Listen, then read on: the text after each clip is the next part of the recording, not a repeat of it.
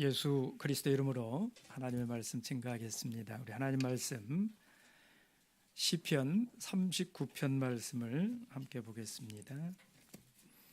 시편 39편 4절에서 7절까지 있는 말씀입니다.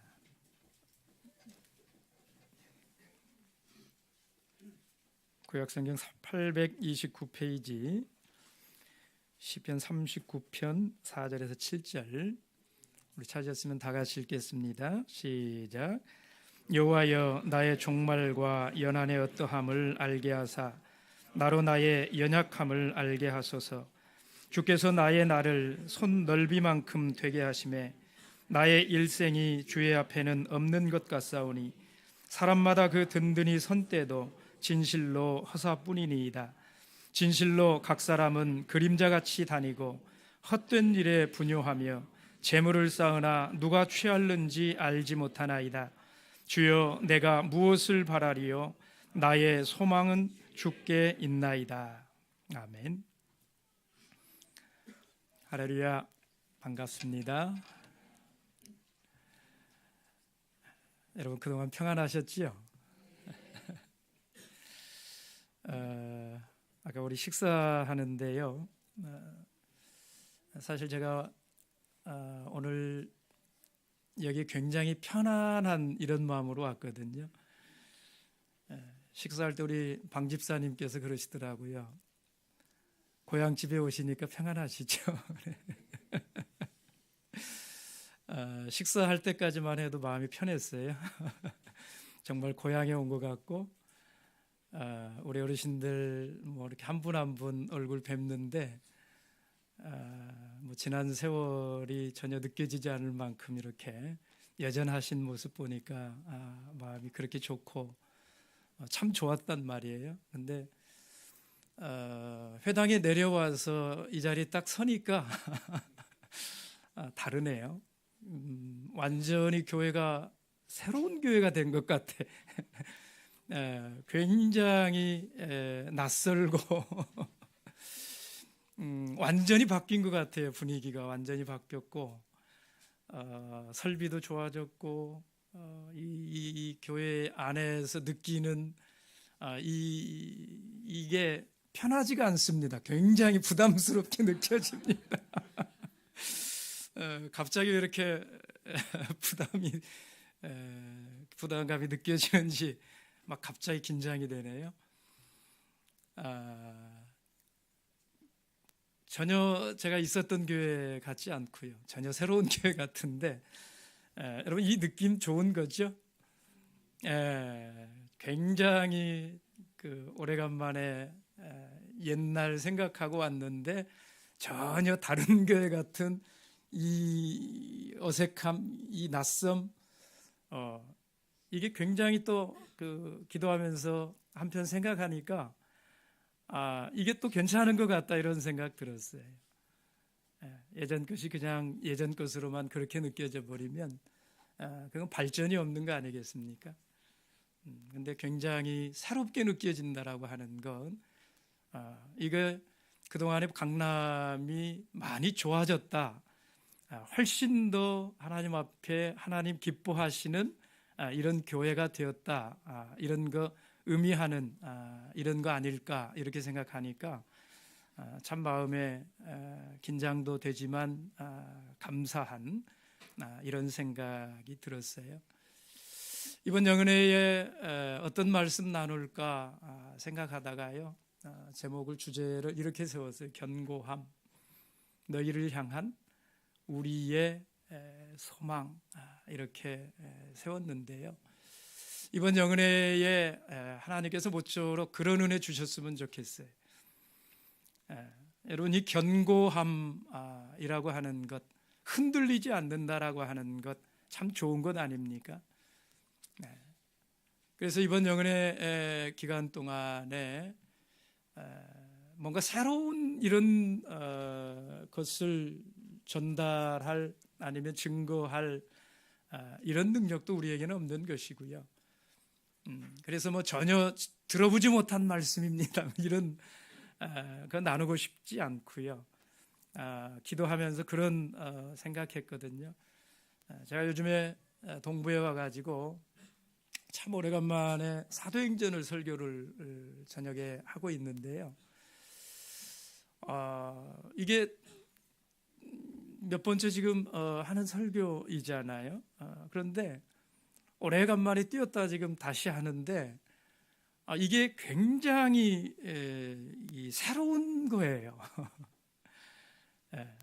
처음 보는 말씀 같은 뭐 이런 말씀의 새로움이 아니라 익숙하게 알고 있음에도 불구하고요, 이 말씀이 저한테 다가오는 것이 굉장히 그 새록새록이라고 하는 이런 말이 있잖아요. 이미 알고 있었던 것이고 익숙한 것이었는데 이게 새롭게 이렇게 느껴지는 이런 은혜를 저녁마다 제가 누리고 있는데, 이번에 강남에 오면서 하나님 앞에 그런 기도했어요. 하나님, 이번 영혼이 그렇게 됐으면 좋겠어요. 이미 다 우리 알고 있는 것이고 또 우리가 익숙하게 그리고 다 견고하게 가지고 있는 이런 복음들, 이런 진리의 바탕 위에 있지만 그런 것들 다시 한번 우리 생각해 볼 때에 그게 얼마나 귀한 것인지, 그리고 그것이 그런 가치들이 얼마나 귀중한 것인지, 우리에게 필요한 것들인지, 이런 것들에 대해서 하나님 우리를 얼마나 사랑하시는지 그 말씀들 속에서 느낄 수 있도록 새록새록 돋아나는 이런 은혜가 있었으면 좋겠어요. 하나님, 저 이런 기도 드리면서 왔거든요. 모쪼록 하나님께서 성령께서 함께 해주셔서 그런 은혜가 이번 영혼의 가운데 있었으면 좋겠어요. 여러분, 이제 가을이 좀 깊어졌지요? 올 가을이 어떻게 느껴지십니까, 여러분?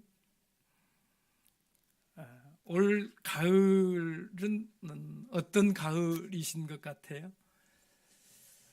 저는 올 가을이 유달리 좀 추운 이런 느낌이 드는 거 있죠.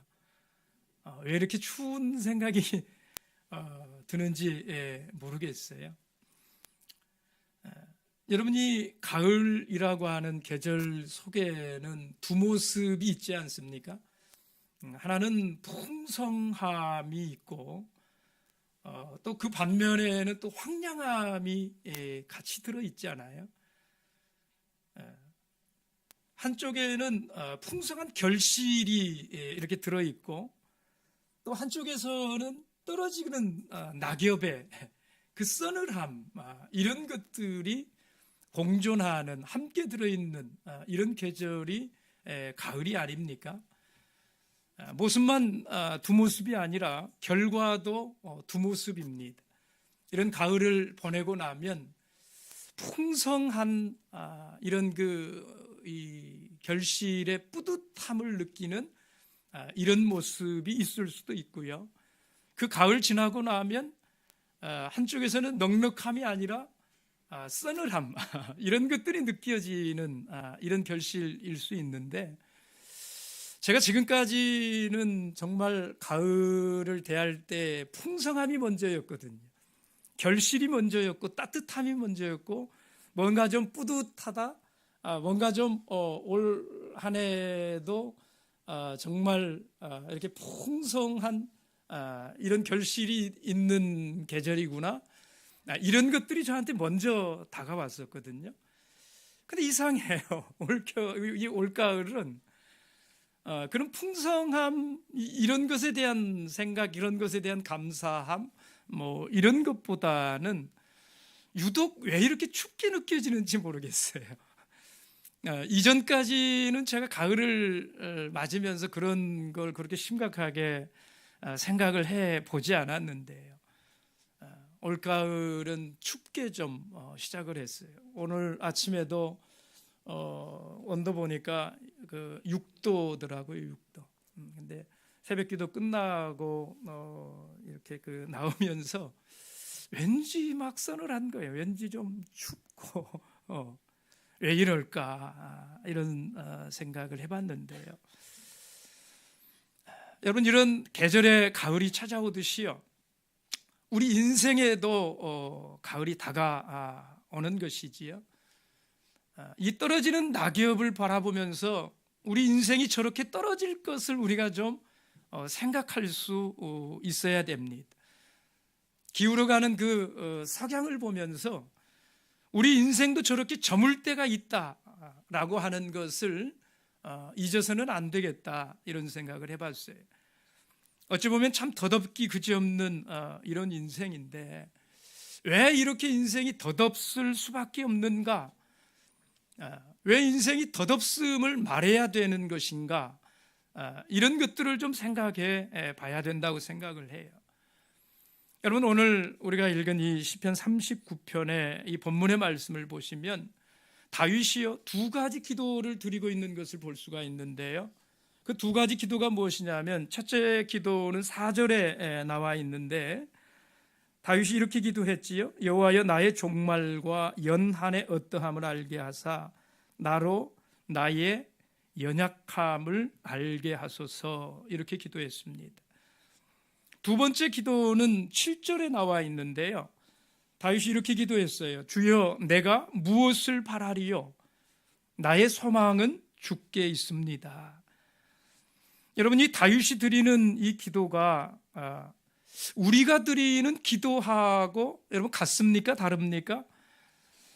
저는 좀 다른 면이 있다, 이런 생각을 해봤습니다. 오늘 다윗이 드리는 이 두 개의 기도가 우리가 드리는 기도하고는 좀 다르지 않습니까? 여러분, 우리는 하나님께 강함을 기도합니다. 나를 강하게 해주실 것에 대해서 기도합니다. 하나님 앞에 건강을 요구하고요, 물질의 풍성함을 기도하고요, 지혜의 충만함을 구하고요, 또 내가 주님 안에서 나는 모든 것 할 수 있습니다. 내가 믿음으로 나아가면 하나님, 내가 능치 못할 것이 없는 줄을 믿습니다. 이런 능력 있는 이런 삶을 간구를 하고 이런 강함을 구하지 않습니까? 여러분, 그런데 보십시오. 오늘 다윗은요, 이 다윗의 기도는 어떻습니까? 기도를 좀 거꾸로 하고 있는 것 같다, 이런 생각이 들잖아요. 내 연약함을 알게 하소서, 이게 다윗의 기도란 말이죠. 하나님, 저 연약해요, 저 강건하게 해주세요, 뭐 이런 그 강함을 요구해야 마땅할 것 같은데 다윗이 그런 기도하지 않고요, 알게 해달라는 것입니다. 내가 연약하다라고 하는 것을 알게 해달라는 거예요. 내가 연약한 사람인 것을 보게 해달라는 거예요. 여러분, 이 다윗의 기도가 잘못된 것인가요? 이 다윗은 믿음의 거장입니다. 다윗이 바로 본 거예요. 다윗이 잘 구하고 있는 것이다, 이 말입니다. 여러분, 우리는 사실 연약한 이런 존재가 아닙니까? 근데 그럼에도 불구하고 그것을 알지 못해요. 그래서 구하지 못하는 것들이 너무나 많아요. 잘못 구하는 것들이 너무나 많아요. 이 다윗의 기도가 참 옳은 기도다, 그런 생각을 합니다. 사랑하는 성도 여러분, 우리의 연약함을 깨달읍시다. 그래서 오늘 이 하나님 앞에요, 지극히 겸손한 죄가 되어서 살아갑시다. 그것이 우리가 힘써서 세상을 살고 난 후에요, 내가 인생 참 헛되이 살았구나, 이렇게 말하지 않을 지혜일 것입니다. 그런 지혜를 내 연약함을 보는 데서 얻게 될 것입니다. 그래서 우리가 연약함을 아는 것 참 중요한 것 같아요. 우리는 어떻게 이런 인생의 연약함을 깨달을 수 있을까요? 오늘 다윗이 여러 가지로 우리에게 말씀하는데요, 첫째는 이것입니다. 오늘 다윗은요, 어떻게 자기 인생의 연약함을 알게 되어가느냐 하면 자기의 인생이 짧다 라고 하는 것을 통해서 연약함을 깨닫게 됩니다. 여러분, 우리 인생은요, 긴 듯이 보이지만 사실은 지극히 짧은 것이에요. 제가 어렸을 때에 참 이상하게 생각했던 말이 하나 있는데, 그게 뭐냐면 인생은 짧고 예술은 길다, 이런 말이었습니다. 여러분 그런 말 들어보신 적 있으신가요? 인생은 짧고 예술은 길다. 굉장히 시적인 표현이고 멋있는 표현이었어요. 근데 제 어렸을 때 그 말을 자주 쓰기도 하고 자주 듣기도 하고 그런 말이었는데, 들으면서 그 말이 참 공감이 가지 않았어요. 잘 이해가 되지 않았단 말이에요. 도대체 이 긴 인생을 왜 짧다고 그럴까? 이렇게 긴 인생을 왜 짧다고 그럴까? 도무지 이해할 수가 없었어요. 그런데요, 나이를 먹어가면서요, 이 말이 이제 점점점 실감이 나게 되더라는 거예요. 오늘 본문의 5절에 보시면 다윗은요, 이렇게 말했습니다. 자기의 날이 손 넓이만 해서. 여러분, 손 넓이가 어느 정도 되는 줄 아시죠? 여러분의 손 넓이는 어느 정도 됩니까? 한 10cm 될까요? 여러분, 다윗이 이렇게 고백했어요. 자기 날이 손 넓이만 해서 내 인생의 길이가 한 10cm 정도 되어 보인다라는 것입니다. 하나님 앞에서 생각해 보니까 이게 아예 없는 것과 같다, 이런 그 고백이 아닙니까? 오늘 이 자리에 이 말씀이 전혀 와닿지가 않는 그런 분들 계실 거예요. 인생의 연수가 70이고 강건하게 살 수 있는 것이 80살입니다. 근데 그런 인생 가운데에서요, 10대, 20대 저 앞에서 이 인생을 바라보면 긴 것 같아요. 얼마나 깁니까? 근데 이게 지나놓고 보면 그렇게 짧을 수가 없다라는 것이죠. 그리고 이 짧은 인생이 또 얼마나 빠르게 흘러가는지 모릅니다. 물이 지나가는 것처럼, 구름이 흘러가는 것처럼, 바람이 스쳐 지나가는 것처럼 이 인생이요, 또 빠른 이 속도는 또 얼마나 그렇게 빨리 느껴지는지 몰라요. 여러분, 벌써 금년도 9월달이 지나고 10월이 되지 않았습니까?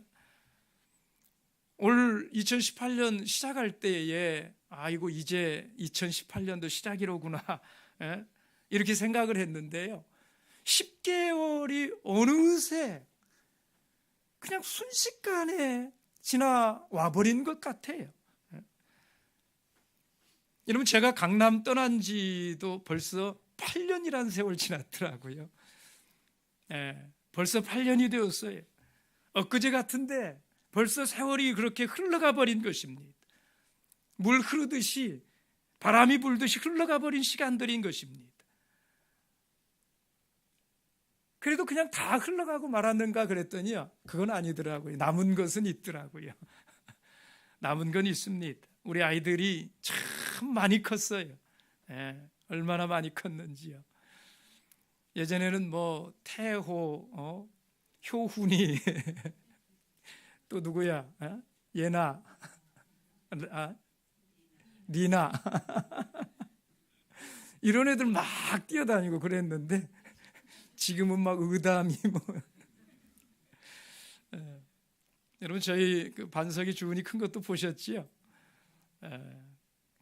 우리 주은이 다시 서울로 올라오니까 보시고 깜짝 놀라시는 그런 분들 많으시더라고요. 언제 저렇게 컸냐 뭐 이러시면서. 지난 여름에 제가 대방에 그 학생영은회가 있어서 갔는데요, 애들을 보면서 저 아이가 누구지?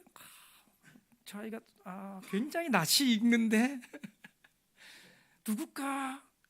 그러고 너 이름이 어떻게 되냐 그랬더니 종우래. 종. 중학교 1학년 돼가지고, 벌써 1학년 돼가지고. 그래도 종우한테는 제가 너 이름이 어떻게 되냐 하고 물어봤는데요, 우리 누구예요? 조이, 뭐 또 예진이, 얘들한테는 너 이름이 어떻게 되냐 하고 물어보지도 못했어요. 누구세요? 이렇게 물어봤어요. 벌써 숙녀가 돼버려가지고 그냥 이렇게 함부로 이렇게 야 너 누구냐 이렇게 말하기가 주저돼가지고 네 이름이 뭐세요? 이렇게.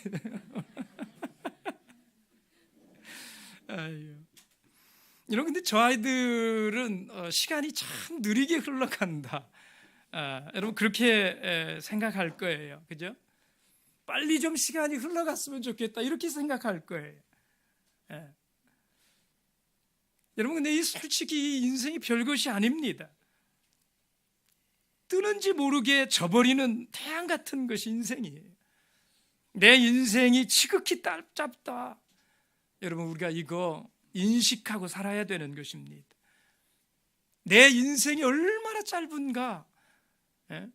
지식도 명예도 권세도 그 인생의 무상함 앞에는 아무것도 아닌 것 만들어버릴 만큼 인생이 짧다라고 하는 것, 이게요 적은 문제가 아니다라는 것이에요. 우리가 그거 깨닫고 사는 게 참 중요한 것 같아요.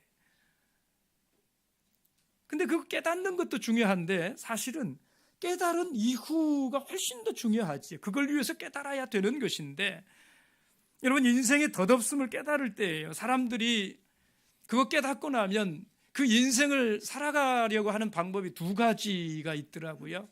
하나는 뭡니까? 첫째는 인생이 너무 짧은 거야. 그 아둥바둥하면서 살아갈 게 없는 거야. 그러면서 더 늦기 전에 먹고 즐기자 하는 이런 부류가 있더라고요. 늙어지면 못 노나니 이 짧은 인생 살면서 여러분 겨우 인생 짧다는 거 깨달아가지고 해야 되겠다 하는 게 뭐냐면, 늙어지면 못 노니까 실컷 좀 놀아보자. 여러분, 그거 하려고 인생 짧다는 것 깨달을 그런 건 아닌 것 같아요. 근데 어떤 사람들은 인생이 짧다는 거 깨달으면 그렇게 삽니다. 두 번째 부류는 이런 사람들이 있습니다. 겸손함으로 정말로 그렇다면 내가 어떻게 살아야 될 것인가, 인생이 그렇게 짧다면 나는 어떻게 살아야 되는 것인가, 이런 고민을 하고 내가 이렇게 살아야 되겠다, 이런 삶의 결정을 하는 이런 분들이 있어요. 여러분, 이게 옳은 것이지요. 우리는 하나님이 원하시는 방향으로 살아야 됩니다. 누가복음 12장에 보니까요, 우리 같이 한번 찾아볼까요? 누가복음 12장, 누가복음 12장 19절의 말씀입니다.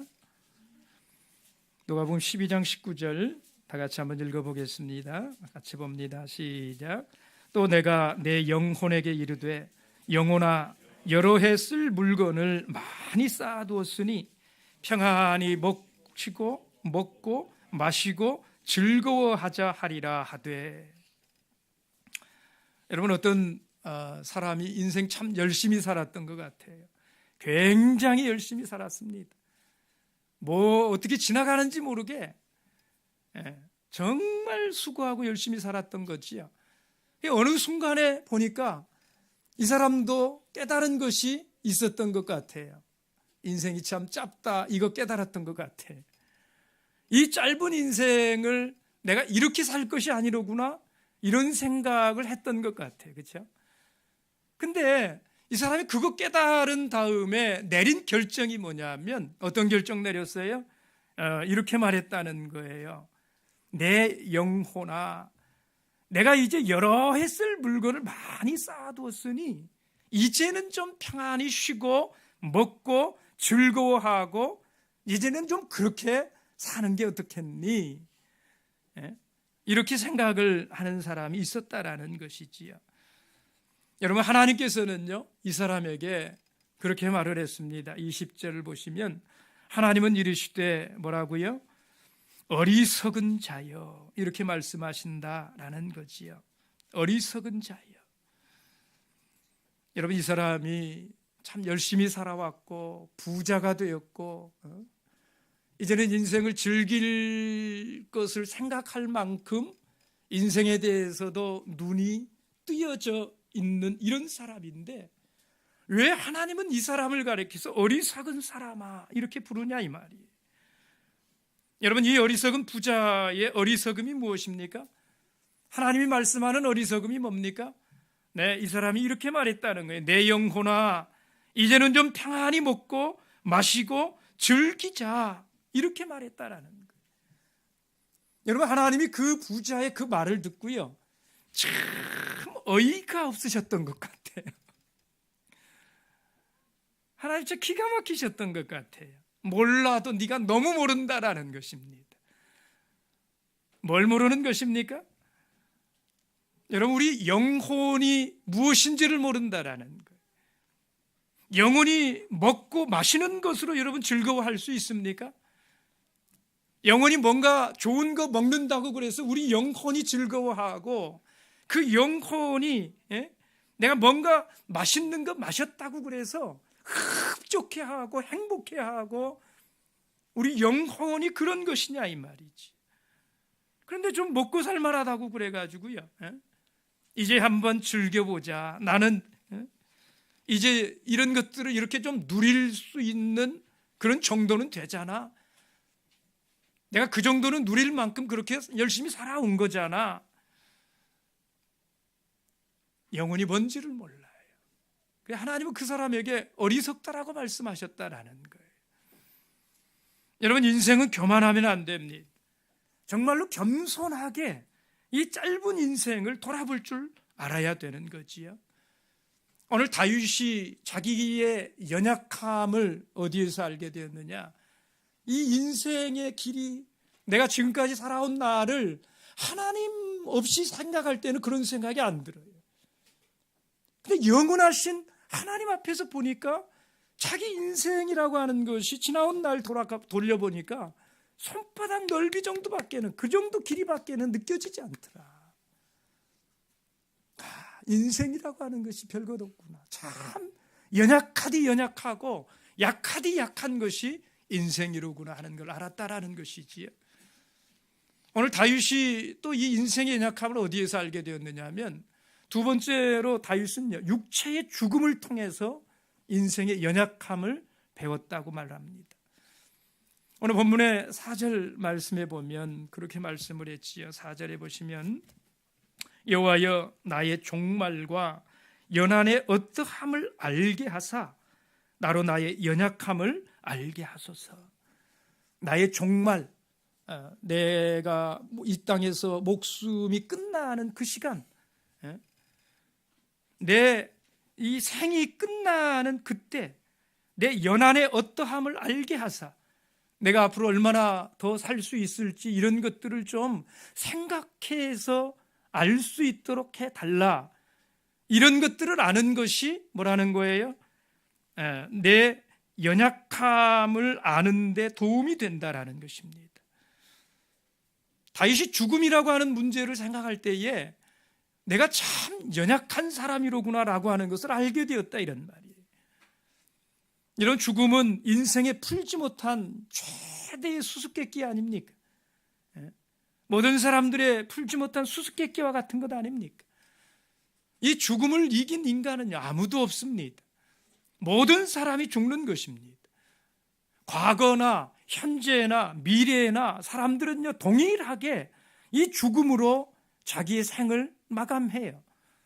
그 일생에 모든 사람에게 빼놓지 않고 동일한, 그가 어떤 삶을 살았든지 그의 마지막 종착역은 죽음입니다.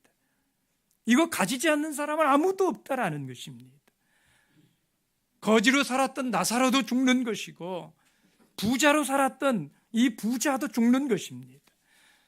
여러분, 어떤 사람도요, 자기를 찾아온 죽음 앞에 무력함을 느끼지 않을 수 있는 사람 없어요. 죽음을 이길 수 있는 이런 사람은 아무도 없어요. 그러므로 우리는 이 죽음 앞에서 인간의 연약함을 깨닫고 겸손해야 된다라는 것입니다. 죽음이라고 하는 것이 어떤 것인가를 볼 줄 알아야 돼요. 여러분, 모세는 죽음에 대해서 시편에 기록하기를, 시편 90편 5절에 보니까 이렇게 기록했어요. 주께서 저희를 홍수처럼 쓸어가나이다. 저희는 잠깐 자는 것 같으며 아침에 돋는 풀 같으니이다.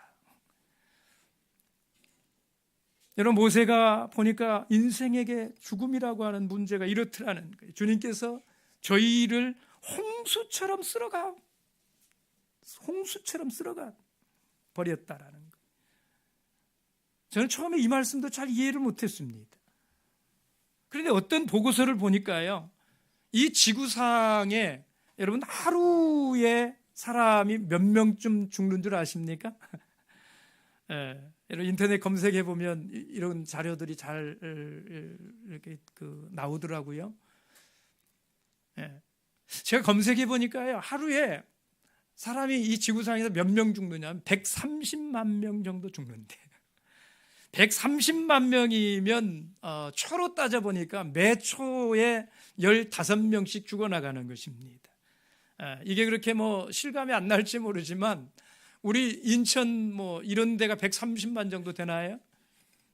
그런 광역시 하나가 하루에 하나씩 딱딱 이렇게 없어진다고 생각하면 이게 얼마나 무서운 것인가 하는가 알 수가 있어요. 여러분, 아무리 큰 홍수가 나도요, 하루에 130만 명을 죽이지는 못해요. 그런데 이 죽음은 그렇게 홍수처럼 쓸어가 버린다라는 것입니다. 지금 인도네시아에 지진 나가지고 많은 사람 죽지 않았습니까?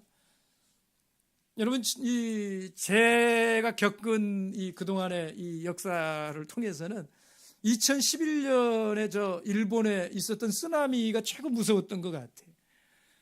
근데 그 쓰나미 때에 일본에서 공식적으로 통계 발표한 거 보니까 15,403명이 그 쓰나미에 쓸려가서 죽었다고 이렇게 돼 있더라고요. 여러분, 그 무서운 쓰나미에도 죽은 사람 숫자가 15,000명 정도 이렇게 휩쓸려 죽었다는 것입니다. 지진이 아무리 대단하고 홍수가 아무리 대단하다고 그래도요, 130명 죽이지는 못하는 것입니다.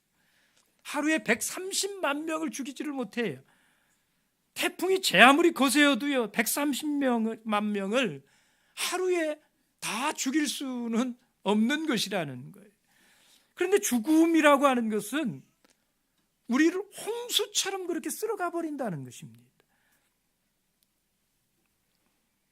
여러분, 이 죽음의 위력 앞에서요, 내게도 반드시 죽음은 온다라고 하는 사실을 깨닫고 우리가 연약함을 배울 때에 우리가 겸손한 이런 삶을 살아갈 수 있는 것입니다. 그래서 성경에 보면은 전도서에 우리에게 이렇게 권면하지 않습니까? 우리가 너무나 잘 아는 말씀인데요, 전도서 7장을 같이 한번 볼까요? 전도서 7장 2절의 말씀입니다. 전도서 7장 2절 다 같이 읽어보겠습니다. 시작. 초상집에 가는 것이 잔치집에 가는 것보다 나으니 모든 사람의 결국이 이와 같이 됨이라. 산자가 이것에 유심하리로다. 초상집은 슬픔의 집이고요, 죽은 사람을 보러 가는 집이고요, 잔치집은 기쁨의 집이에요. 그렇죠? 그런데 성경은 말합니다. 초상집에 가는 것이 좋대요. 더 낫대요. 무엇 때문에 초상집에 가는 것이 더 낫다고 말을 하는가 봤더니 모든 사람의 결국이 이와 같이 된다라고 하는 것을 깨달을 수 있는 곳이 초상집이니까 그렇다는 거예요. 모든 사람의 결국이 이와 같이 된다. 이게 뭡니까? 모든 사람이 죽는다라고 하는 사실을 다시 한번 생각할 수 있는 곳이 초상집이다라는 거예요. 그래서 그곳에 가면, 그 초상집에 가면 얻는 것들이 있다는 거예요. 삶에 대한 지혜를 얻을 수가 있다는 거예요. 사람이 죽는다라고 하는 것을 기억하는 것이 지혜라는 거예요. 무릇 살아있는 사람들은 이것을 유심하리로다. 마음에 이게 얼마나 중요한 문제인지를 좀 생각하고 살아라, 이런 말 아니겠습니까? 여러분, 정말 그렇습니다. 이 초상집에 가면은요, 우리가 배우는 것이 그거예요. 나도 언젠가는 세상을 떠날 날이 있겠지. 나도 언젠가는 끝나는 날이 오겠지. 이런 지혜를 배울 수가 있는 것입니다. 내가 이런 언젠가는 죽는 사람일 텐데 내가 어떻게 그러면 살아야 될 것인가 하는 것을, 그런 지혜를 얻을 수가 있는 것이 초상집이라는 거예요. 여러분 정말로 그런 것 같아요. 정말로 초상집에 가면 배우는 것이 있습니다. 제가 교회에서 장례를 치르면 모든 장례식에는 교훈이 있어요. 배우는 것들이 많아요. 인생의 지혜가 많아요. 저희 동부에 가장 최근에 돌아가신 모친이 80이 넘으셨는데 지난 6월 22일에 돌아가신 모친이 가장 최근에 돌아가신 분인데요. 여전히 정말 많은 삶의 교훈을 남기시고 가셨어요. 많은 감동이 있었고 많은 것들을 배울 수가 있었습니다. 우리 그 모친이요, 돌아가신 6월 22일이 안식일입니다. 그날이 안식일인 것이 아니라 그 모친이 쓰러지셔가지고 뇌졸중으로 쓰러지셔가지고 병원에 2주 입원해 있다가 그 길로 그냥 쓰러지신 후에 의식을 한번 찾아보지 못하고 그냥 떠나셨는데 그 쓰러지신 날이 6월 22일 안식일이에요. 안식일에 쓰러지셨어요. 왜 쓰러지셨을까요? 네, 모친이 일찌감치 교회에 오시려고 서두르시다가 다 챙겨가지고 문 열고 나오시려고 하는 순간에 이제 평소 좀 그 혈압이 있으셨는데 그 순간에 성경책 들고 나오시는 그 순간에 쓰러지신 거예요. 여러분, 모든 죽음이 자녀들을 안타깝게 하지만 이 목회하면서 참 당황스럽지요. 성도님들 돌아가시면 민망하고. 근데 그렇게 쓰러지셔가지고, 그것도 안식일에 쓰러지셔가지고 그 길로 자녀들 한 번 못 보고 2주 만에 돌아가셨다. 제가 그 장례를 어떻게 인도를 하며 그 자녀들은 자녀들이 믿음 생활을 하지 않으시는데 어떻게 얼굴을 볼 거며 참 민망한 이런 일 아닙니까?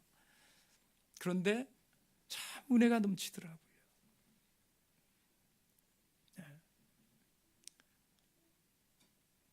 근데 우리 모친 장례를 치르는 그 자리에도 참 감동적인 일들이 많이 있었지만 그 감동은 장례 이후에도 계속됐어요. 그 다음 주에 큰따님이 그동안 신앙을 좀 쉬고 계셨는데 어머니 장례를 계기로 해가지고 교회 나오시기를 시작했어요. 근데 그 다음 주에 오셨는데 손에 그 우리 연초면 항상 나눠드리는 그 선교 저금통 있지 않습니까? 동전 모으는 저금통 있잖아요. 그 저금통을 들고 오셨어요. 헤아려 보니까 10원짜리, 100원짜리, 500원짜리 해가지고 6월 달인데 벌써 3만 얼마가 모여 있었어요. 굉장히 열심히 모으신 거예요, 그렇죠? 동전을 모아가지고 3만 6천 뒷자리는 기억이 안 나는데요. 굉장한 액수를 모으신 거예요. 근데 이 따님이 그걸 들고 오신 거예요. 어머니가 어떤 삶을 사셨는가 하는 것을 이분이 그 유산, 그 남겨진 것들 정리를 하시면서, 유품 정리를 하시면서 생각을 하신 거예요. 그걸 들고 오신 거예요, 교회를. 교회 오셔가지고 어머니 곳곳에 흔적들이 남아있잖아요. 소그룹하는 방에 들어갔는데 그 소그룹에 가면 성경 읽기 표가 있습니다. 성경을 읽으시면 매월 스티커를 붙이지 않습니까? 근데 이제 본인들이 읽고 본인들이 붙이신단 말이에요. 근데 당신의 어머니 이름에 스티커가 쭉 붙어져 있는데요. 이게 얼마나 이 정성껏 붙이셨는지요. 빼뚤 이렇게 붙여져 있는 그 모습을 본 거예요. 여러분, 이게 나란히 붙인 것보다요 삐뚤빼뚤 붙인 게 더 감동이 있습니다. 나란히 붙인 건 누군가 붙여준 거잖아요. 근데 이게 보이시지도 않고 힘도 없으신데 하나님 말씀 한 달 동안 열심히 읽으시고 읽으실 때마다 와가지고 그거 스티커 찾아가지고 떨리는 손으로 이렇게 하나씩 붙이신 거 아닙니까? 이게 그게 삐뚤빼뚤 이렇게 붙여지는 거 아닙니까? 이게 우리 따님이 그거 보면서요 펑펑 우시더라고. 참 귀한 유산 남겨주신 거예요. 그러면서 이 따님이 어머니 신앙 내가 이어가겠다고, 그동안에 신앙생활 열심히 하지 못한 거 정말 죄송하다고, 어머니가 이렇게 하나님 앞에 마음을 드리고 하나님하고 함께 살려고 이렇게 있으셨는데 제가 그 삶 이어가겠다고 그 주부터 교회 지금까지 잘 나오고 계세요. 그 모습을 나누면서요 우리 모친 가운데 한 분이 그런 말씀 하시더라고요. 목자님, 저도 우리 자녀들한테 좋은 유산 하나 물려주려고 준비하고 있습니다. 예. 뭔가요? 그랬더니요, 하나님 말씀을 당신은 다 받아 적는데요, 모든 예배의 말씀들을 다 정성 들여서 적는데요. 왜 그렇게 정성 들여서 적으시냐고 보니까 정말 잘 적으셨어요. 또박또박 정성을 다해서 잘 적으셨어요. 나중에 내가 죽으면 우리 자녀들이 내 유품 정리할 거 아니냐고. 그때에 우리 자녀들이 이걸 좀 보고 엄마가 어떤 마음으로 신앙생활을 했는지 이런 것들이 좀 전해졌으면 좋겠다고. 나 이거 꼭 우리 자녀들 내가 세상 떠나는 그날까지 내가 이거 다 해가지고 이렇게 물려줄 거라고 이런 말씀을 하시더라고요. 여러분, 이 죽음이라고 하는 게 참 힘든 일이지요. 근데 그 죽음은 정말 우리에게 우리의 지혜를 가지고 할 수 없는, 내 능력으로 할 수 없는 이런 삶의 지혜를 깨닫게 하고 알게 하는 것이 죽음이더라고요. 그래서 정말 우리 자녀들에게 이런 거 물려줘야 되겠구나. 특히 이 자녀들이 부모를 애틋하게 생각하는 이런 분들은요, 돌아가실 때 그냥 돌아가시면 안 돼요. 꼭 한 말씀, 진심 어린 마음 담아가지고 우리 자녀가 현재 어떤 상태에 있든지, 여러분 그게 중요한 게 아니고 내가 어떤 마음인지, 내가 너를 얼마나 사랑하는지, 그래서 너에게 꼭 해주고 싶은 말이 무엇인지, 하나님 믿는 것이 얼마나 중요한 것인지, 이 신앙의 유산 꼭 물려주셔야 돼요. 여러분, 사람들은 매일 집을 떠나면서요, 차를 타면서 집 나가면서 오늘도 무사히 지내기를 바래요. 그래서 나누는 인사가 안녕히라는 인사 아닙니까? 안녕하기를, 무사하기를. 그러나 우리 인생이라고 하는 것은요, 여러분 올 때는 순서가 있지만 갈 때도 순서가 있습니까? 우리가 다 경험을 통해서 아는 것처럼 갈 때는 순서가 없는 것이 우리 인생인 것입니다. 그러니 여러분, 무사하기만 바라지 말고요, 무사해서 뭘 어떻게 할 것인가가 더 중요한 거예요. 그저 무사하기만 바라지 말고요, 여러분 언제까지 피할 수만 없는 것이 이 죽음이라고 할 것 같으면 나는 어떤 죽음 맞이해야 될 것인지, 나는 어떻게 우리 자녀들에게 어떤 유산을 죽을 때에 남겨줘야 될 것인지, 그 죽음을 준비해서 맞이할 수 있도록 그렇게 사는 것이 참 중요한 것 같아요. 요즘은 이 암이라고 하는 게 너무 흔한 병이 되어버렸어요. 국가암정보센터에 들어가서 제가 자료들을 검색을 해보니까요, 거기에 매년 그 통계들을 올려놓습니다. 우리 그 암으로 죽은 사람들의 통계를 올려놓는데요, 2014년도 통계를 보니까 우리나라 사람 남자 중에 5명 중에 2명이 암이고요.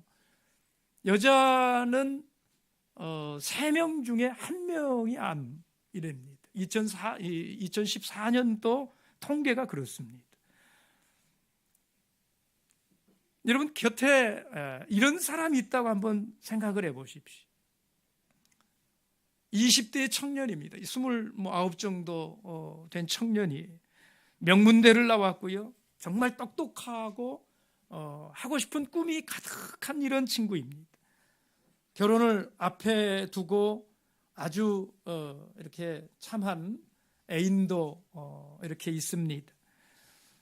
그런데 가슴에 어느 날 통증이 와가지고 병원에 가서 진단을 해보니까요, 폐암말기예요. 폐암말기. 근데 이 의사가 그 청년에게요, 그 사실을 솔직하게 말할 수가 없습니다. 이 29밖에 안 된 이 폐암말기 이 청년을.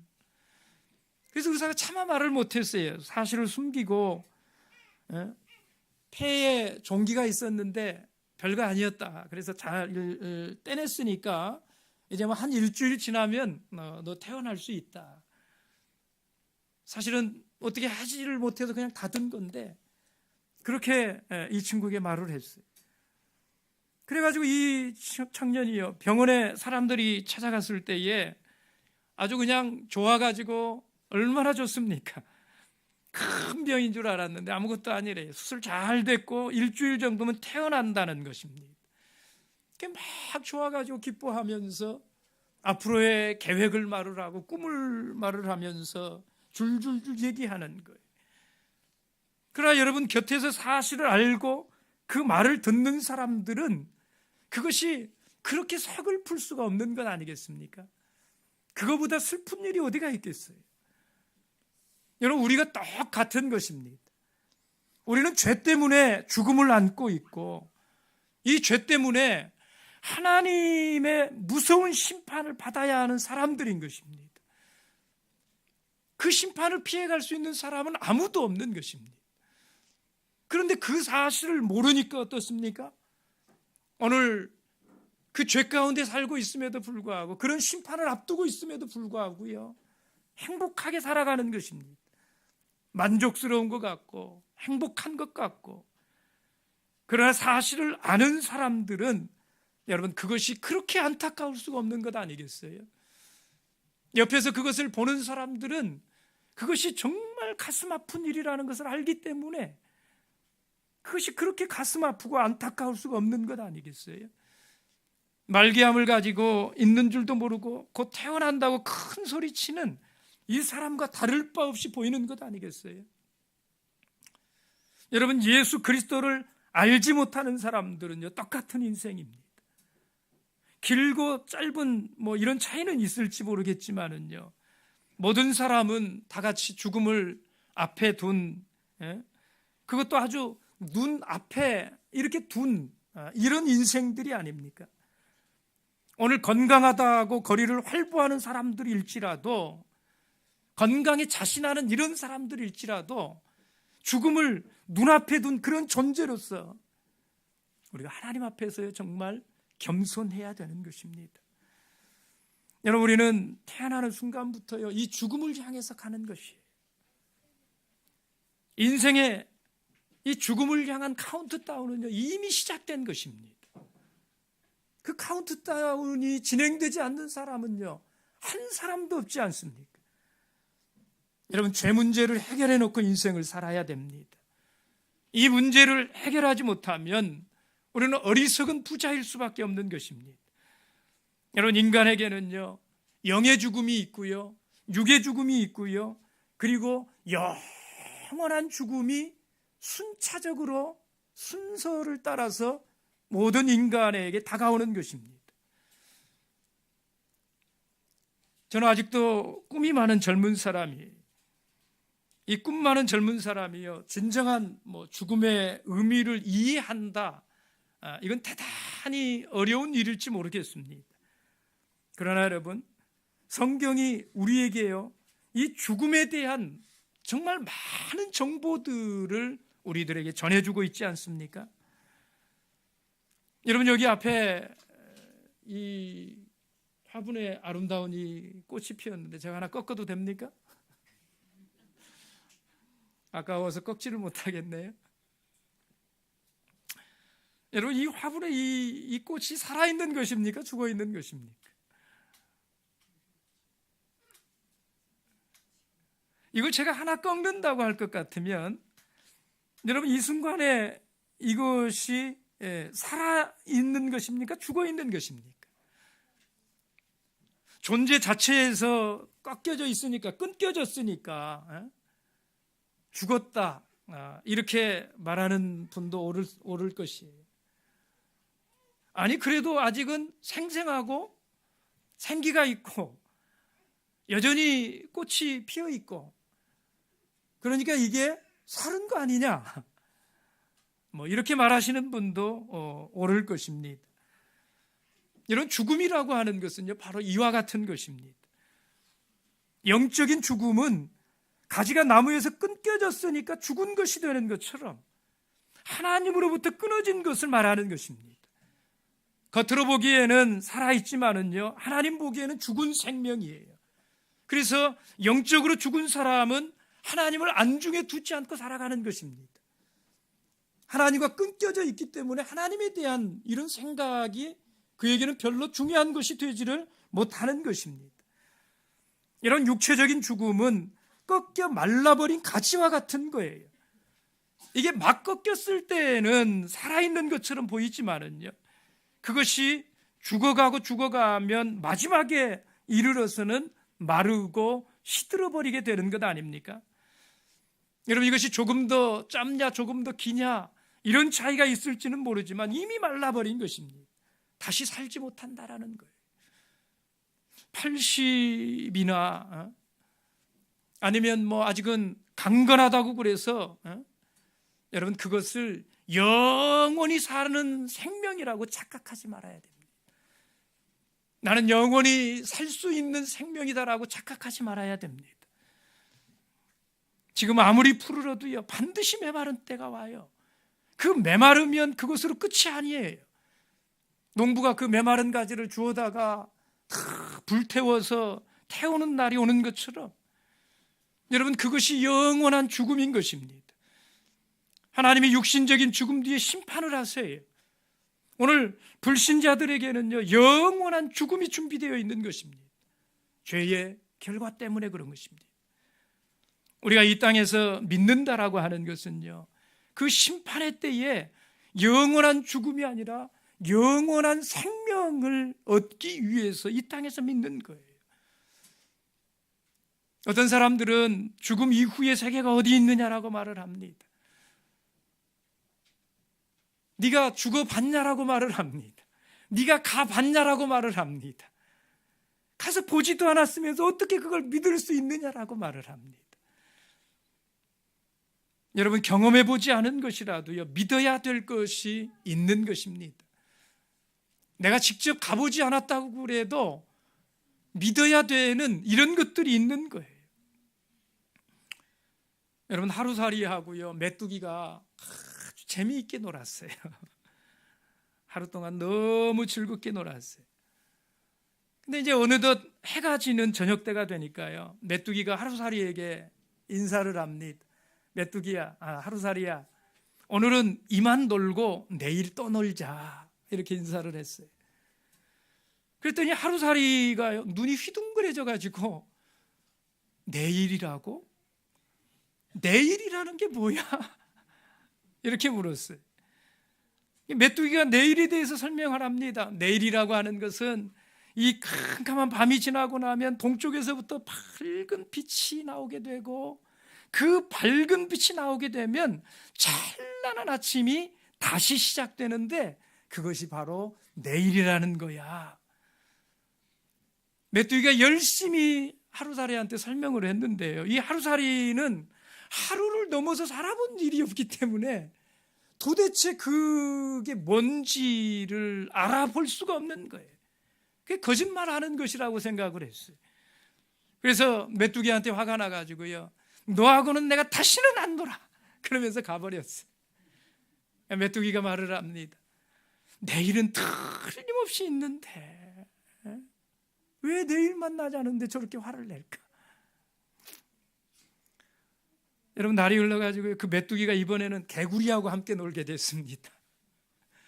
평소에는 개구리가 메뚜기를 잡아먹는데 이 개구리가 메뚜기를 잡아먹지 않아가지고 아주 좋은 친구가 됐어요. 며칠을 막 신나게 놀고 어느 날 개구리가 메뚜기한테 말을 했어요. 메뚜기야, 이제 날씨가 추워졌으니까 우리 이제 그만 놀고 내년에 만나자. 우리는 겨울잠을 자야 돼. 내년에 보자 하고 가려고 그래. 그러니까 이번에는 메뚜기가 깜짝 놀랐어요. 눈이 휘둥그레져 가지고요. 내년이라는 게 도대체 뭔데? 메뚜기는 내년을 살아본 적이 없단 말이에요. 개구리가 내년에 대해서 열심히 설명을 합니다. 내년이라고 하는 것은 이제 눈이 오고 얼음이 오는 겨울이 지나게 되면 산과 들에 새롭게 꽃이 피어나고 새들이 다시 노래를 부르고 만물이 다시 막 생동하는, 저 산 너머에 아지랭이가 막 무락무락 피어오르는, 이것이 내년이야. 열심히 설명을 해도요, 메뚜기가 그걸 도무지 이해를 못해. 개구리가 자기를 놀린다고 생각을 했어요. 그래가지고 메뚜기가 화가 나서 말합니다. 다시는 너하고 안 놀 거야. 개구리가요, 내년이라고 하는 것은 틀림없이 있는데 왜 메뚜기가 나한테 화를 낼까? 여러분, 경험해보지 않은 것이라도요, 믿어야 될 것이 있는 거예요. 우리 예수님께서는요, 우리에게 죽은 후에 영원한 삶이 있다고 말씀을 하십니다. 성경은 우리에게요, 사람이 죽는 것으로 끝나는 것이 아니라 영원한 삶이 있어서 예수님을 믿고 예수 이름으로 세례를 받고 죄 사함을 받은 사람은 영원한 그 하늘나라에서 거룩한 하나님하고 영원히 살게 된다고 그렇게 말씀하고 있어요. 오늘 예수를 믿지 않으시는 분들 계십니까? 여러분, 더 이상 어리석은 삶을 살지 맙시다. 아무것도 아니면서 모든 것을 가진 것처럼 그렇게 인생을 섞어 살지 마십시오. 여러분, 여러분이 지금껏 이루어 놓았다고 생각하시는 것들이 무엇이든지 간에 오늘 여러분들이 죽음 이후에, 내 죽음 이후에 그 영원한 삶을 준비해 놓지 못했다고 할 것 같으면 여러분, 지금 여러분이 이루신 것, 그것이 무엇이든지 간에 그 아무것도 아닌 것입니다. 아무 인생이 아닌 것이에요. 오늘 생명의 주인이 되시는 이 주님 앞으로 나오시길 바랍니다. 그리고 영원히 하나님 앞에서 그 죄 용서함을 받고 영원히 사는 그 영생의 선물을 받으셔야 됩니다. 여러분, 오늘 예수를 믿는다고 그러면서도요, 아직도 우리 주님 앞에 겸손하게 자신의 연약함을 고백하지 못하고 살아가는 그런 분들 계십니까? 세상 사는 게 너무너무 즐거워가지고요, 한 발은 세상에 한 발은 교회에 걸쳐가지고 이중생활 아주 즐겁게 하고 살아가시는 그런 분들 계십니까? 여러분, 우리가 육신이 있으니까 세상을 안 살 수는 없어요. 그러나 여러분, 그것이 커 보여서는 안 됩니다. 손 넓이만한 인생이, 손 넓이만한 인생인데 그거 가지고 내 눈앞에다 가려놓고요, 하나님 보지 못하고 그 보이는 것, 그게 전부인 것처럼,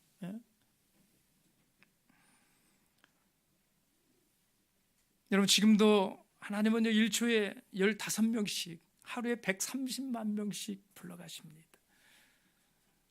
오늘 그 숫자 가운데 오늘 우리는 아직은 안 들었을지 모르지만 내일 들을 분이 계실지도 모르지 않습니까? 모레가 될지도 모르지 않습니까? 여러분의 생명도요, 하나, 둘, 이 분초를 헤아리는 카운트다운이 시작되었잖아요. 이미 지나가고 있지 않습니까? 여러분, 하나님 앞에요, 단지 무사하게 하루를 지낼 수 있게 해달라고 그렇게 떼쓰지 마십시오. 하루, 이틀, 한 해, 두 해 더 사는 것은요, 별다른 의미가 없어요. 여러분, 구원받으셨습니까? 정말 잘하신 것이에요. 이제는 우리가 구원받은 자로서의 그 삶을 살아야 되는 것입니다. 나를 지으신, 나를 이 땅에 보내신 그 하나님의 뜻을 생각하면서 살아야 되는 것입니다.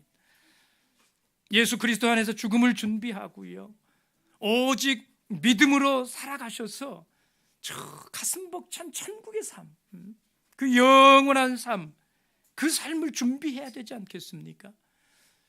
여러분, 오늘 이 다윗은요, 하나님 앞에 나의 종말과 연한의 어떠함을 알게 해달라 이렇게 기도했습니다. 나의 연약함을 알게 해달라 이렇게 기도했습니다. 그래서 이 손넓이만한 인생 살면서 헛된 일에 분유하지 않게, 헛된 일에 바쁘게 허비하지 않고 영원한 소망을 가지고 하늘의 뜻을 생각하면서 살게 해달라. 여러분, 다윗이 하나님 앞에 그렇게 기도했습니다. 오늘 이 자리에 나오신 성도 여러분, 우리도 여러분 그렇게 살아야 됩니다. 오늘 우리가 그렇게 살아야 돼. 우리 주님께서 우리를 정말로 축복의 길로 인도해 주시길 원합니다. 그래서 이 다윗과 같은 이런 깨달음을 주셔서 주여, 내가 무엇을 바라리요? 나의 소망은 주께 있나이다. 오늘 나로 하여금 하나님의 이 삶을 살게 하여 주시옵소서. 간구하는 지혜를 더해 주시기를 우리 주 예수 그리스도의 이름으로 축복합니다. 묵도하겠습니다.